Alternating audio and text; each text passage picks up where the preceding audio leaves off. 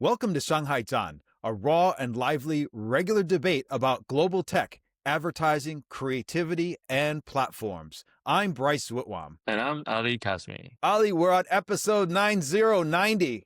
Can you believe it? 90 episodes of this show we have done. It's unbelievable. That's fantastic. I know. It's just amazing, right? And of course, as you know, Ali, we put all our past episodes on our website, John Station. You can indulge there in the past episodes. And guess what, Ali? Some good news. We are now on YouTube. Yes, YouTube. Yes, full episodes and little cuts and stuff. We're also putting on YouTube. And yes, eventually we're going to try to get on TikTok. But you can check us out on YouTube. You can subscribe to us there. And naturally, that means that we have to look presentable and not look like scrappy podcast guys. And we'll have to get fancy studios and all that kind of stuff. We're work agency people. Yeah, no, we probably need to do something with our backdrops and give ourselves an outfit as well for the show. Yeah, I need a Joe Rogan neon Shanghai Zhan sign behind me too, and a beautiful brick wall. I think we have to up our budget. Just up our budget, get that money that we've Hey, what are we doing with? Are we asking for donations, or are we calling out for people to help with just supporting the show, or we can definitely do that. We can definitely do that.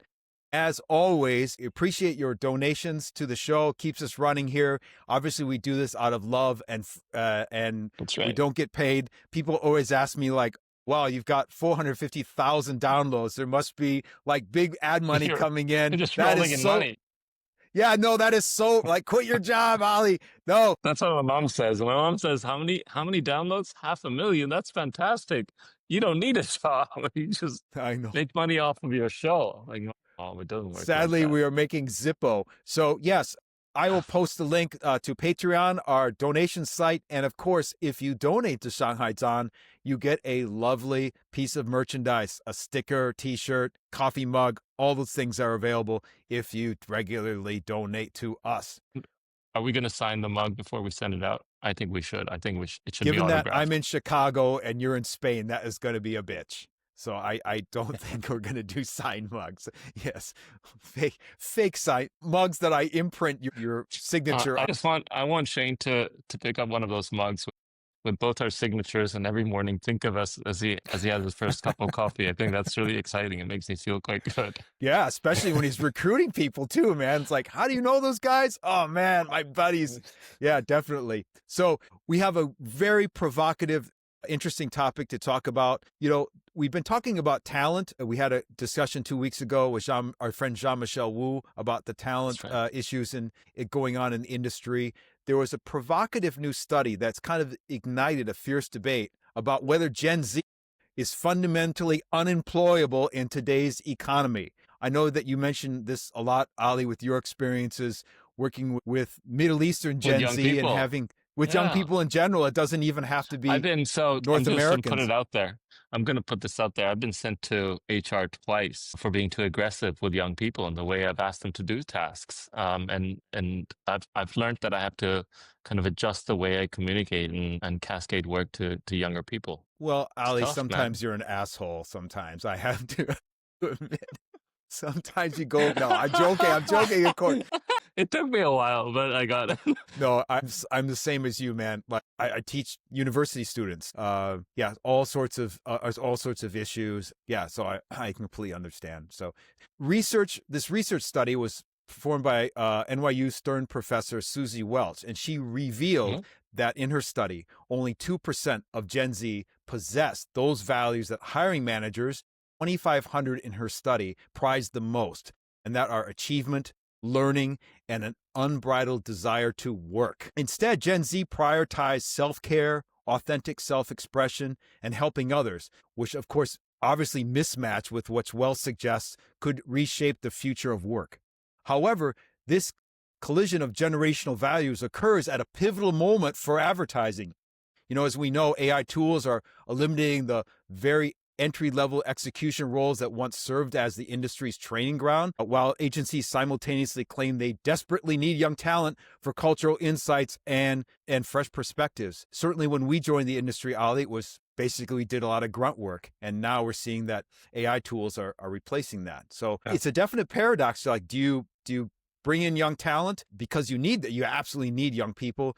Where at the same time, you don't have anything for them to do. So to untangle this paradox, we're honored to join by our good friend of China, Shane McEwen. He's the Global Talent Acquisition Director at Stagwell, one of the challenger holding companies actively reimagining what a modern agency network looks like. Shane has over 15 years of experience building teams across technology, media, and advertising sectors. Shane sits at the epicenter of his generational standoff. At Stagwell, he's responsible for attracting and developing talents across their portfolio of modern marketing agencies, names like Assembly and 72 and Sunny. Lots of names in the Stagwell wheelhouse.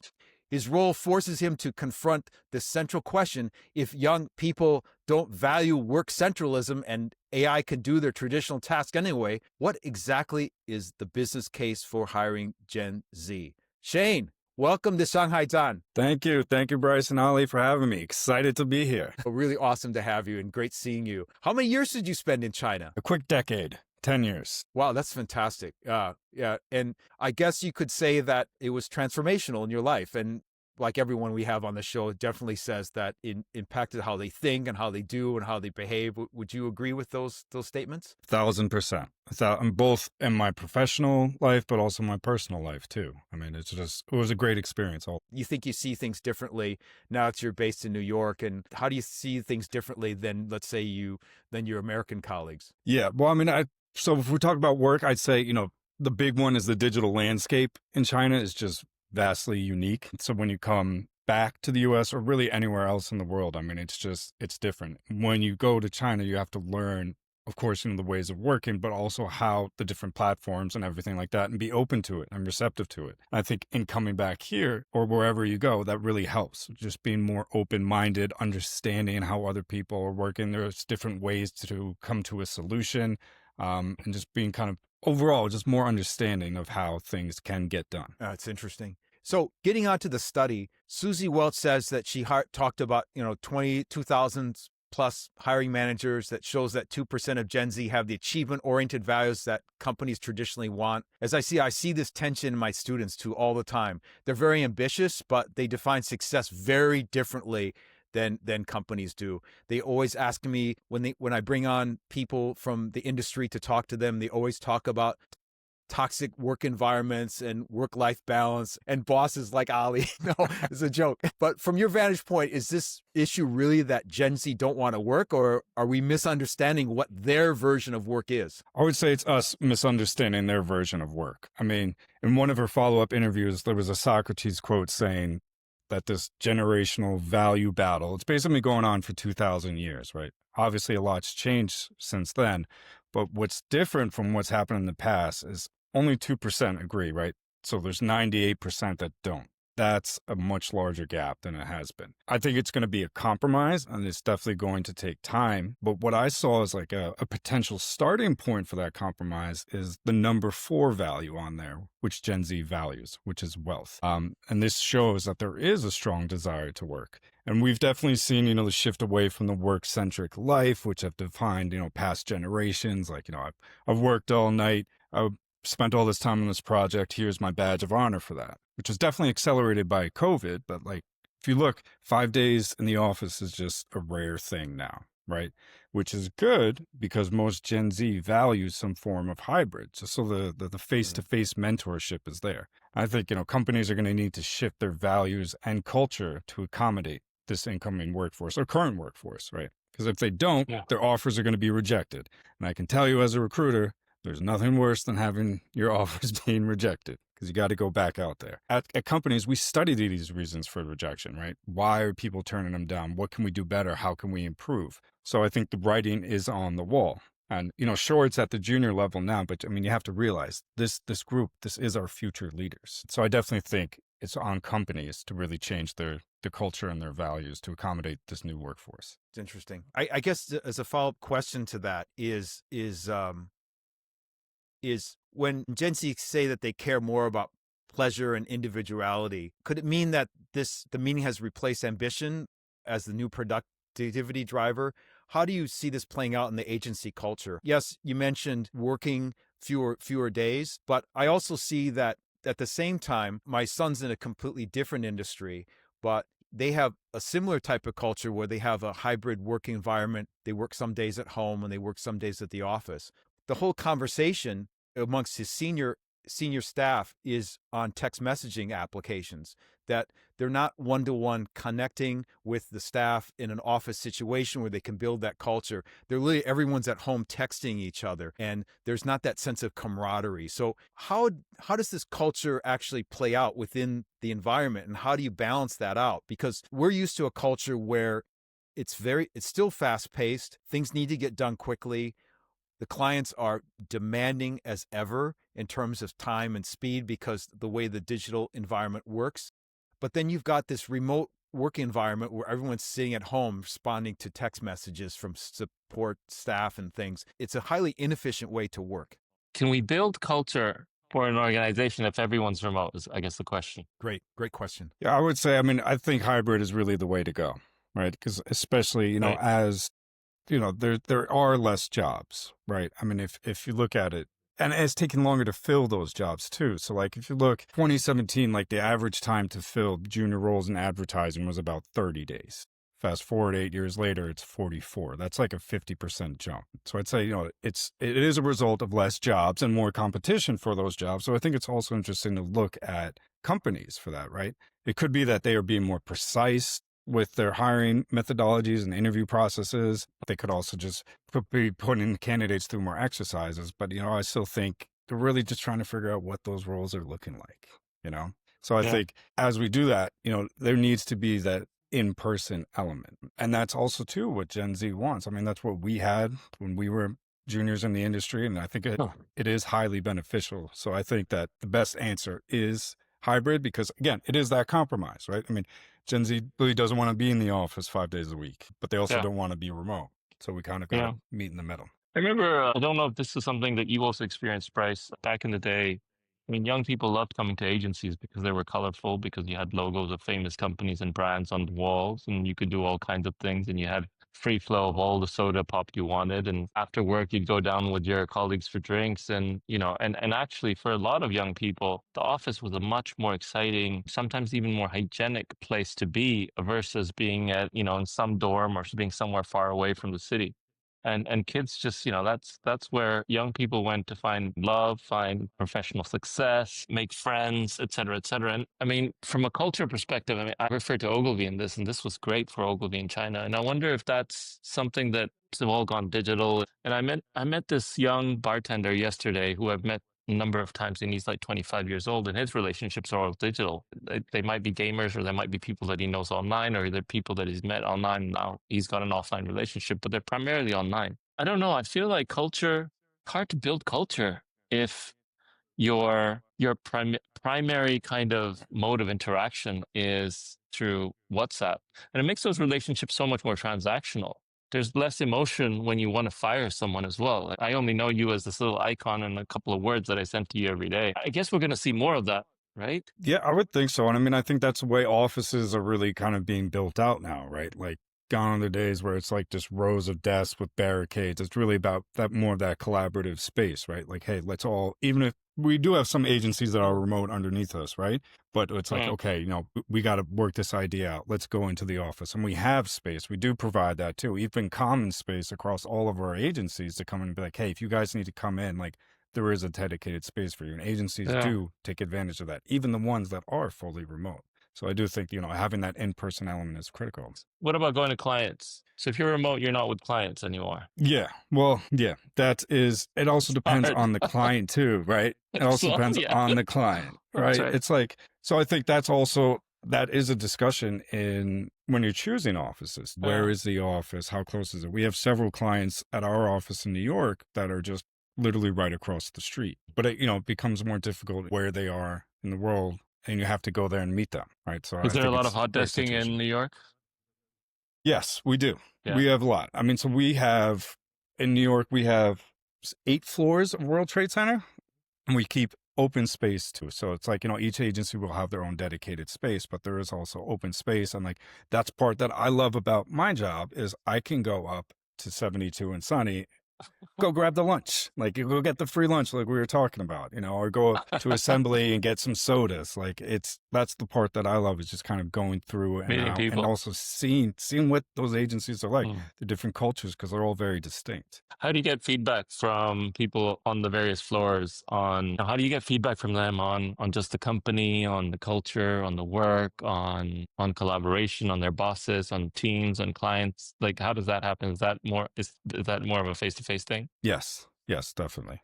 And for me in my role, that definitely is. I mean, I know there are feedback forms that the broader HR team will send out, but again, it's in person. That's why I value it. I love being in the office. My job is talking to people every day.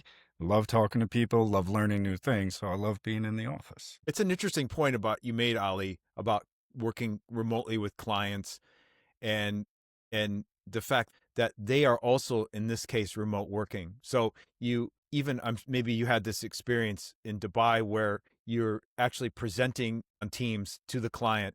You actually don't physically ever meet them. And there's this disconnect, I think, because we all know that there's that's reading the room and being able to sit with the clients in the office, or with my case in China, it was always going to have a cigarette, even though I'm not a smoker, going to have a cigarette with the CEO and having that 10-minute brief moment of clarity with him. And then where he literally tells me what I need to do to keep my business going. I mean, those things just don't happen. I mean, those are human characteristics. And now I would assume that it's much more formalized. How do agency I know that you're trying to encourage that kind of people interaction, but how do you keep that relationship with your clients? Or is most of the agencies are still going out, meeting face to face, and they're still making the effort to do in-person connections with clients? Yeah, I would definitely say, again, I'm not there speaking with clients every day, but they are going out and meeting with those clients, because that is very important. And for all the reasons that you had just listed, Bryce,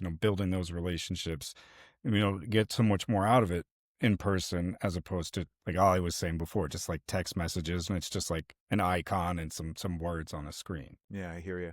So I guess one of the things that was important to me when I first started was that sense of apprenticeship. You brought in the juniors, were linked to the seniors. You grew your experience in the business either in two ways. The first way was being partnered with someone who really knew what they were doing, and you learned all the skills and the nuances of the business from them. Or you partnered with someone who didn't know what they were doing, and you learned all the things not to do. And that you say, I will never do that. For me, it was more the latter. Unfortunately, I had a couple of great bosses, but mostly shitty bosses. And I learned, like, well, I'm not going to ever do that. That was really a dumb move. I don't know if you guys relate to that at all, but I'm sure you all had great bosses. Oh, okay. So I'm just thinking, like, with all this AI automation and things, there's this now that essentially a lot of junior roles are being replaced by AI. How can agencies recreate that kind of mentorship in a new environment? Yeah, it's a great question. I think it's something we're asking about, not just within our industry, but across every industry, right? And it's not just solely for apprentices and interns, right? Because if you look at kind of the whole junior level as a cohort, like in the US, the overall jobs at that level, at the junior level, have reduced 11% in the past 3 years. That's a lot. If you dissect that, manager and director roles are pretty much the same. So junior roles and execs are getting hit the hardest. And if you look at like more that 20 to 24-year-old mark, so about 5 years ago, they had 10.5% of all the ad jobs in the US. Now that number is 6.5%. So it's dropped significantly, which shows, like, talent needs are more critical than ever. As our landscape is rapidly changing, with shifting markets, with the advances in automation. Stagwell, we're doing really well. Our intern program actually increased significantly this year. So we had around 150 interns in the US. And what we do, they're all housed within their agencies and learning their specific crafts and what that agency does. But we also expose them to the suite of Stagwell offerings, right? Like, hey, okay, you're with the PR agency. Here's what like a digital transformation agency does. And those people will come in and talk to the interns. and say, again, in person or remote, but we do have these events in person. But it's basically like, here's the what we are doing, here's the how we are doing it. And I think what's most important for Gen Z is here's the why we are doing it, right? That altruism that they're really looking for. So we go through, and it's not just us too. It's not just us here, like saying, hey, Stagwell's so great. We also bring in people external too. So people client side, like, hey, here's what we're looking to do when we're talking to you guys as consumers, and here's the role agencies are playing, and here's how we work together. So I think showing them the whole kind of environment is really well. And then two, it doesn't stop at the end of like the 2, 3, 4 month internship, whatever it is, right? You got to keep them engaged, right? There's got to be relevant info and be like, hey, check out what we've done recently, or hey, did you see this? You have to keep that engagement up, because if it's just that, few months of interaction, you're really going to lose them quick. And that's how you start nurturing the bench of talent. I'm just curious, within that pool of talent, let's just hypothetically, you say, let's say 100 interns. How many of those do you think are actually eventually employed by Stagwell? Is it a good percentage or a small, or how do you identify the standouts? I mean, from your perspective, I know how I would. Obviously, people that are passionate and aggressive to do things and have good acumen qualities, or if they're creative people, they still have that ability to take risk, and they're seeing things from a broader perspective. What are your qualities? Wow, these what percentage would you choose, and what are the qualities that you'd look for? Yeah, it's a great question. It's a big question. No silver bullet answer, unfortunately. As you know, I mean, all agencies are different. They're looking for different things. But I'd say some kind of core values really look for is, continuous learning, right? It's really, people have to be intellectually curious, right? Like, and that's not just limited to like, hey, how can Sora help me with this new campaign? It also has to be like, just general stuff in life. I just found out there was a shark nursery on the eastern end of Long Island, and I went on this deep dive onto why that happened, how it's in danger, and then that landed me with orcas who are like surgically killing great whites off the coast of Africa. So that's something I would look for. It doesn't have to be rooted in work. It's just that kind of general curiosity and drive is a big one. The other one is collaboration, right? You got to be a team player. Our industry is all about people. People are the number one priority. So with that, you also have to use tech as a team member, right? It can't just be something that you're using on the side. They have to view tech as a team member. How can we use these new tools to improve what we are doing, to improve our craft, to make us better? Yeah, I think now, mostly it's at a starting or jumping off point. But, just kind of that mindset partnered with intellectual curiosity are two big things that we look for. The big one thing that I've had recent conversations with people that I work for or work alongside. There are a lot of people that enter into the agency world. They're bright-eyed, they're curious, they're passionate. They're all of those things that you mentioned, and all of those things that we were once upon a time. I don't know. I still am, I guess. But they're in their jobs for a second, third year. A lot of what they do ends up becoming, they just become salt mine workers. As in, they lose the passion, they lose the drive, and they understand the way the agency works, the way they get charged out, and they kind of, I think because information is just so readily available and they're so well networked, they're just a lot more aware of what's there for them at work. And it doesn't need to be agency. It can be consulting. It can be manufacturing. It could be, even if you're any kind of retailer. How do you avoid that type of a pitfalls? You go for the first year, you're all dreamy. The second year, you're finally contributing. And the third year, you're a bit more, you're deflated and you're less energized. Is there a way around that? When I was representing Maserati clients, famous for their poor repair records, we always call it the honeymoon period. Yeah. Like, wow, I got a Maserati. It's the most beautiful car. And holy shit, after a year, it's a piece of junk. Maybe it's the Maserati factor. I would say I tie it back to one of the Gen Z values in Suzy Welch's study, right? I mean, flexibility is something that Gen Z is really looking for. And the way I see that translate into companies is really career growth and opportunity, right? So I think it's also, important for people to have your job, but also have in consulting world, there's plus ones. Challenge you go even further, have a +2. It could be a different project that you're working on, a different element of the company that you're learning. For example, I love finance. I am a complete nerd with earnings reports. I will monitor all the earnings reports. I look at it. I see where companies are doing well, where they could be doing better.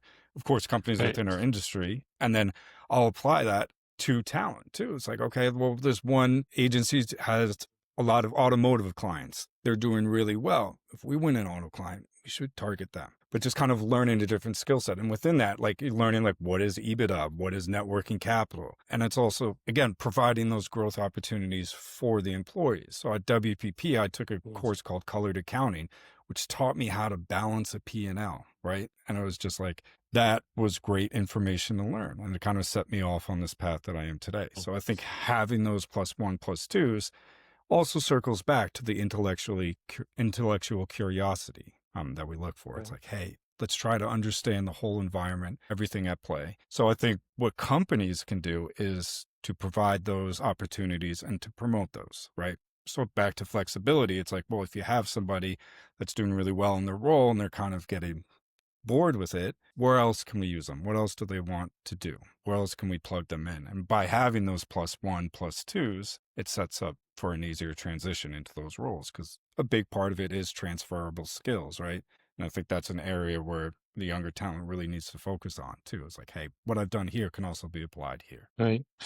So the I guess the 1-2 thing that's really struck me from what you've said is the flexibility that comes from understanding or keeping that young employee or keeping connected with that young employee, because you want to know what their +1, +2s are, and then giving them opportunity to continue to develop. And I think the word boredom, right? I think that strikes me as well, because if you're giving people opportunity to learn and expand their boundaries and try new things and et cetera, et cetera. That third year of being deflated, you can push that back by a couple of years, or you can, perhaps avoid it altogether if you're avoiding the boredom, if you're just giving people new things to learn and expand upon. That's what it sounds like. Okay, cool. Excellent. I like that. And it's also too, I mean, also depends on company size, right? When you're talking about those Mm. opportunities and growth, obviously it's more challenging for smaller companies. I was looking at some data recently that said, companies that are 100 people or less, they have like 0% of their roles are filled internally at the junior level. When you go up to companies that are 5,000 plus people, that number jumps to 30%. So also kind of having those +1s, +2s also helps with those transitions, and helps solve for what you were talking about before of kind of getting bored or tired in the role they're currently in. So then you're saying that small companies need to grow. They need to diversify. They need to have new service offering. Because if you're a 100-person company, we understand agencies. If we don't diversify, and you have someone that works in the creative department, they're more likely to jump from that shop to another shop that gives them opportunity to work on different types of creative outputs, Yeah. as opposed to just that one thing that they've been working on with that one client. And so you're almost forcing the need for small companies to grow big. I mean, you could argue. You could. I mean, that's definitely one reason of it too. And it's also like, maybe there is no growth for them in their current role. Maybe they're like Right. creative director, ECD is Of not course. going anywhere. It's like, Of okay, well, course. so it's I definitely is got to more jump. challenging for smaller companies. So true. Hey Shane, with all the talk of AI from the talent side and how it's changing things, what skills are becoming more important today? I know I've asked you this before. Are you still looking at like traditional craft, writing, design, storytelling? That's something that we always talk about in academia, that despite all this automation, we're still storytellers, and that's still an important aspect. Or is it more of a hybrid talent that can work with AI as like a collaborator, and it's more to what our previous guest Yako, who you know Yako very well, said, we're looking for more T-shaped type of people who are skilled at many different things, but maybe not necessarily good at one thing. Where do you see the skills changing in nowadays with AI becoming important in the industry? We look for people who have identified tech as part of the team, right? They have to be collaborative people, team players in and of themselves, but they also have to view tech as a team player. So it is also how they incorporate that into their daily work, right? I mean, there's tons of stuff out there, right? From ChatGPT, Midjourney, Sora. I mean, it's all coming out. How can we use that to make our job more efficient? How can we use it to streamline processes so we have more time to do other things? So I think that's definitely what we do look for, is that really that digital fluency, probably dating myself here, but like for me growing up, that was going to school and learning how to type, right? It's completely changed now. But I mean, I think that that core value is something that we look for because that was the philosophy back then was people are going to need to learn how to use computers in the future and we will be using them. So let's teach the kids how to type. So it's a good mix. Yeah. Yeah. So the other topic we talked about also senior shakeups, and we know that there's Omnicom, IPG. There's still probably more consolidation going on in WPP. There's going to be a lot of senior talent on the market, and a lot of people, some of friends that we have will be out of jobs. On the show. Oh, maybe On even the on show. Maybe No, Let's no, talk. but I say Bryce. Let's no, talk. but Bryce. No, but I think I told you I'm out of a job, right, Bryce? You definitely told me that. I did, I right? don't know if Okay, it was fine. public that we announced it to our 400,000 fans. I think it's a great idea for all 400,000 people that have been downloading our show to know that I'm unemployed because of the pending Omnicom and IPG merger or absorption, whatever you want to call it. But I did lose my job because of AI. I lost my job because of other reasons anyway.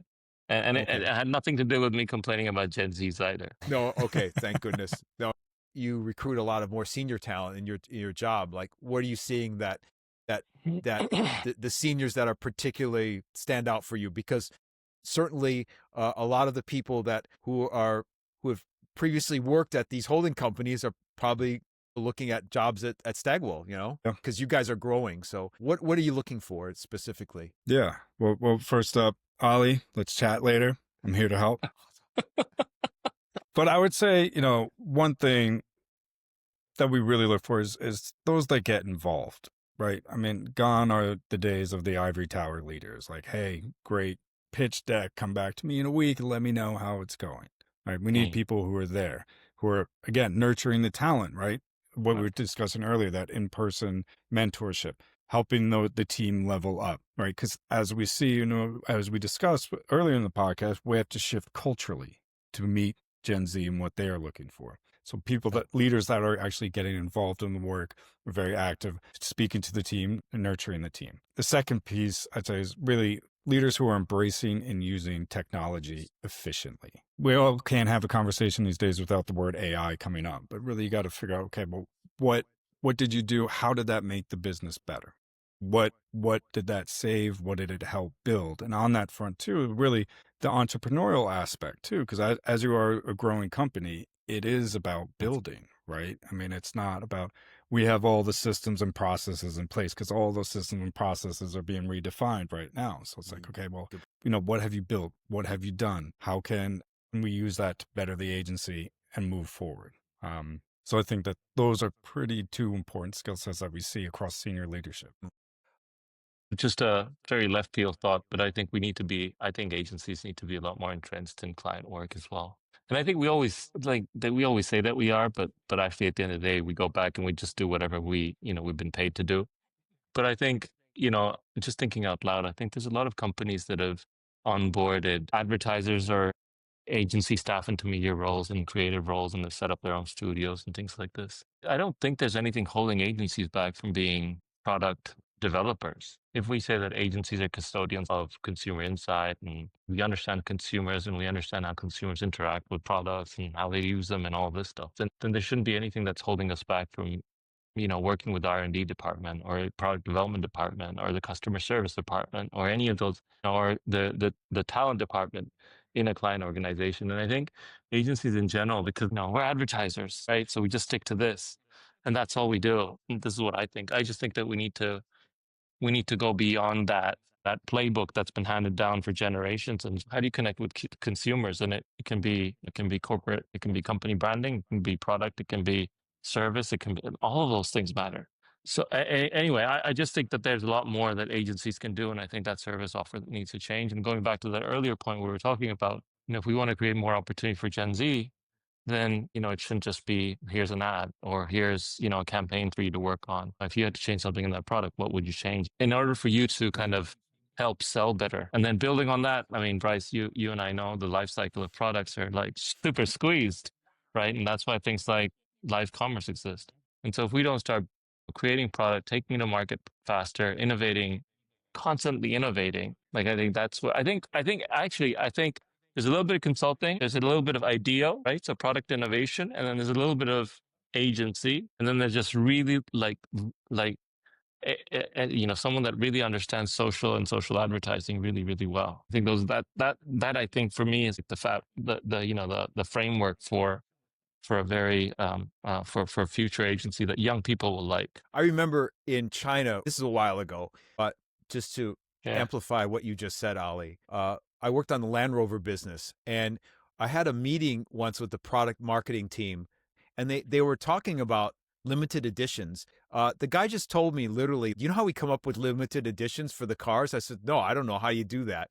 It was just like sit in a room and brainstorm like features of limited edition and then throw out some wild color. And then we put like 30% markup on the car. And I said, could I engage my creative team who are all passionate about Land Rover, and they can sit in this meeting and brainstorm with you? And the limited edition concepts that we came up with, first of all, the creatives were over the moon about this. They thought, are you serious? We can create, this is on Freelander, right?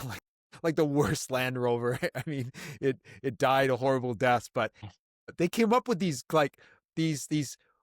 weekend outing camping limited edition car. We just like literally would paint it a different color and then throw a picnic basket in the back of the car. And then they just got totally into it, just in terms of like doing product development.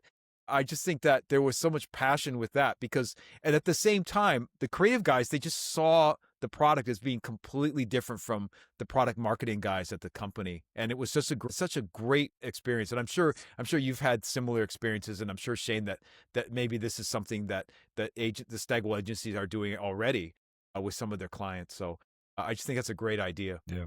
Yeah, I mean, we do have agencies that are building products too, right? I mean, underneath us. And I think that really that's also another thing that kind of exemplifies the breadth of Stagwell too. And it's also just really cool to talk about, and it's like when you can talk to someone like, hey, you saw that thing out there, like that's what one of our agencies built, and that's what we did. And again, kind of bringing it back to the relevance and that altruism, I guess, of what Gen Z really is looking for. It's like, hey, here's some things out there in the world that we actually built and put out there. Yeah, that's awesome. The sense of ownership is really great. So I got the last question here. Of course, Shane, you know I was going to ask this because I'm an educator and we're really racking our brains every day.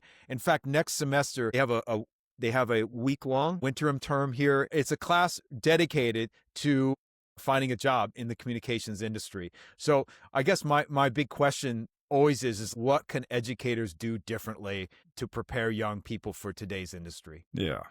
So, I mean, the onus is not completely on educators by any means, right? I think it's on companies equally, if not more so. And then we're all navigating the legal implications of it too, right? I mean, as this new, but I mean, I love your advice on this, Bryce, as someone who's been on both, company side and on the educator side too. I'd love to hear your thoughts, but I think emphasizing transferable skills is critical. Right. What we were talking about before, with the +1s, +2s and how they can translate to new opportunities within a company. It's also, that digital fluency, ethical usage of tech, coding fundamentals would also be good. Hey, something the three of us have, the global and cultural competence. Yes. Right. Coming language. in. Yeah, language too, right? I mean, I see that all the time. It's like, hey, if you want to roll in this part of the world, you need to speak this language, or maybe these 3 languages. Now, from a recruitment perspective, can be a bit like finding a needle in a haystack. But I think that is a really good thing to have. And you can't really teach that in a class, I don't think. And tell me if I'm wrong, Bryce. And then the other big thing is storytelling, right? I mean, because when Gen Z shows up for interviews, how can they talk about themselves and their experience? Because that's really what we are in advertising, right? Is storytellers. So helping them kind of craft that narrative would be important. And I think lastly, maybe one of the biggest things would be that, learning doesn't stop in the classroom or at school, What I was talking about before was intellectual curiosity. It keeps going. So stay curious, stay learning. I mean, I don't know about you guys. That's one reason what kept me in China for so long. It's just that every day I learned something new. Yeah, no, it was great. A trip to the convenience store, right? Yeah, it's like, whoa, look at that. Learned like 2 new words. Oh, that's so cool. And the So other yeah, thing I'll add to that is also just traveling as well, because that gives you context, right? So you don't know you're learning something until you go to another country and then you realize, holy shit, I just picked up something new. I had no idea, right? Or you learn that there's things that are possible that you never thought were. Okay, I good. went to Switzerland for work. And I remember being in the convenience store, and this is like in Basel. Mm. And I remember I went in and like I was like, I don't know if this person speaks German or French. It's like I'm gonna go in with English, and of course they didn't understand English. And we're kind of just this moment of like kind of staring at each other. So I just threw out Mandarin, and like his Nice. face was shocked. And then he responded to me in Mandarin, and I was like, oh my No way. gosh. Like this is incredible. This is incredible. Switzerland of all places too. That's awesome. That's really Yeah. awesome. Yeah, no, I mean, I wrote a paper about it, but I believe that there's cultural convergence. There's Pop Mart store in Chicago on Michigan Avenue, and I walk by it every time to go to work, and you can see the trend. I mean, Labubu helped that a lot, but there's full of white people there now. It used to be all Asians in that store. It is definitely the mystery box thing. A lot of these cultural trends. K-pop Demon Hunters is the number one album now in the U.S. It's just nuts. But at the same time, the number one documentary in the history of China is Taylor Swift's documentary. So go figure, right? I just think that there are all these like amazing nuggets of cultural convergence that things I are love this. People are really connecting in a unique way. And I think students that are able to see those kind of things firsthand and understand like why is it that the Korean entertainment industry is so prevalent and popular? Why is of course arguably that the whole gift boxing and the mystery box thing is kind of is an age old golden ticket kind of execution with Pop Mart. Why is this so popular now? What's the platform's involvement in that? How is TikTok really changing our lives? And all these things are really fascinating to me. Is this something that you reinforce at the office when you tell people to expand their horizons? I mean, New York City, it's not hard. Just living in New York is a cultural experience. But is this something that you talk about in the mention to the team? 100%. I mean, it's valuable. We are a global organization too, right? I mean, so these are all things and issues that we are dealing with too. So I think, and I'm just lucky enough to have lived in another part of the world, literally the opposite side of the part of the world from where I am now, where we can talk about it and I can say, hey, this is how things are done differently there. This is maybe something, this is another way we should look at this problem, or maybe another way we can come up with a solution, or maybe that solution won't work in this part of the world. There has to be kind of that flexibility and that local nuance that people understand. Ollie's point, a great way to solve that is to travel, even if you are speaking Mandarin to Swiss shop owners, That's awesome. Shane, thanks for being on the show. It's been really enlightening, interesting. It's Ollie and I set up this podcast from day one. From episode one was really an opportunity to catch up with old friends. And this was definitely that opportunity for us to talk with you today. Thanks for being here. Thank you for having me. It was great to catch up with you guys. And thank you, everyone, for joining us today. Join us in a few weeks for another exciting episode. And to all our listeners, until then, have a great day.